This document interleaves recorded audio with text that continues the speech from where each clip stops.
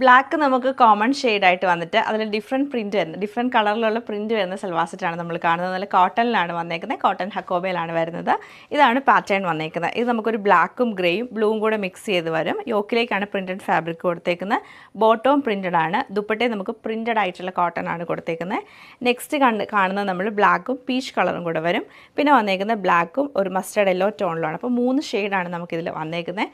3നെയും collection നമുക്ക് ഓരോന്നായിട്ട് കണ്ടു നോക്കാം. നല്ലൊരു ബ്ലാക്ക് ആൻഡ് ബ്ലൂ കളർ കോമ്പിനേഷനിലാണ് വരുന്നത്. നല്ല രസമാണ്. ആ ഒരു ഫ്ലവർ കളർ നല്ല എടുത്ത് നിൽക്കുന്നുണ്ട് ബ്ലാക്കിലേക്ക് വരുമ്പം. ഹക്കോബ ഫാബ്രിക്കാണ്, മിക്സഡ് കോട്ടൺ ഫാബ്രിക് ആട്ടോ വന്നേക്കുന്നത്. ബാക്ക് സൈഡ് നമുക്ക് പ്ലെയിൻ ആയിട്ട് തന്നെ വരും. നമുക്ക് ഡെയിലി വെയർ ആയിട്ട് യൂസ് ചെയ്യാൻ പറ്റിയ നല്ല സൽവാർ സെറ്റാണിത്. ദുപ്പട്ട വരുമ്പോൾ നല്ല സോഫ്റ്റ് ആയിട്ടുള്ള കോട്ടൺ ഫാബ്രിക്കിൽ ഒതുങ്ങി കിടക്കുന്ന ടൈപ്പ് ദുപ്പട്ട. ഈ ഒരു ബ്ലൂവും ലൈറ്റ് ഒരു ഗ്രേ കളറോടെ മിക്സ് ചെയ്ത് വരും.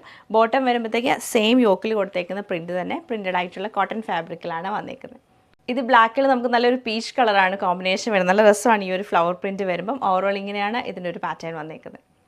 ഇത് നമുക്ക് ബ്ലാക്കും മസ്റ്റേർഡ് യെല്ലോ കളർ കോമ്പിനേഷനിലാണ് വന്നേക്കുന്നത്.